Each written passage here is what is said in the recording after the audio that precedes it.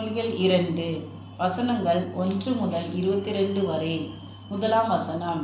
என் மகனே, நீ உன் செவியை ஞானத்திற்கு சாய்த்து உன் இருதயத்தை புத்திக்கு அமைய பண்ணும் பொருட்டு.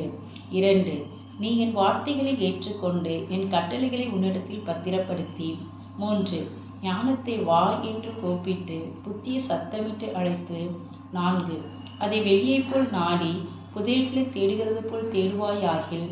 5 அப்பொழுது கர்த்தருக்கு பயப்படுதல் இன்னதென்று நீ உணர்ந்து தேவனை அறியும் அறிவை கண்டடைவாய்.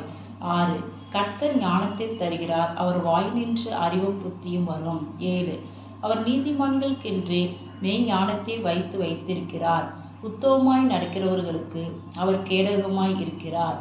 8 அவர் நியாயத்தின் நெறிகளை தற்காத்து தம்முடைய பரிசுத்தவான்களின் பாதையை காப்பாற்றுகிறார். 9 அப்பொழுது நீதியும் நியாயத்தையும் நிதானத்தையும் சகல நல் வழிகளையும் அறிந்து கொள்வாய்.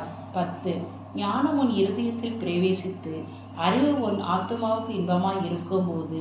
11 நல் யோசனை உன்னை காப்பாற்றும், புத்தி உன்னை பாதுகாக்கும். 12 அதனால் நீ துன்மார்க்கனுடைய வழிக்கும் மாறுபாடு பேசுகிற மனுஷனுக்கும். 13 அந்தகார வழிகளில் நடக்க நீதி நெறிகளை விட்டு.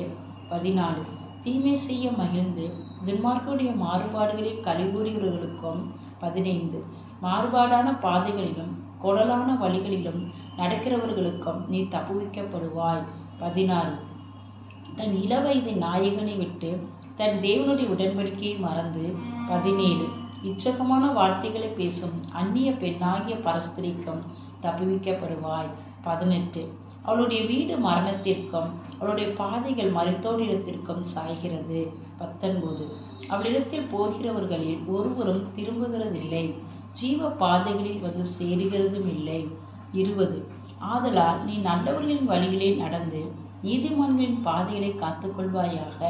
21 செவ்வையானவர்கள் பூமியிலே வாசம் பண்ணுவார்கள், உத்தமர்கள் அதிலே தங்கியிருப்பார்கள். 22 துன்மார்க்கரோ பூமியிலிருந்து அறுப்புண்டு போவார்கள், துரோகிகள் அதை விராதபடிக்கு நிர்மூலமாவார்கள். ஆமேன்.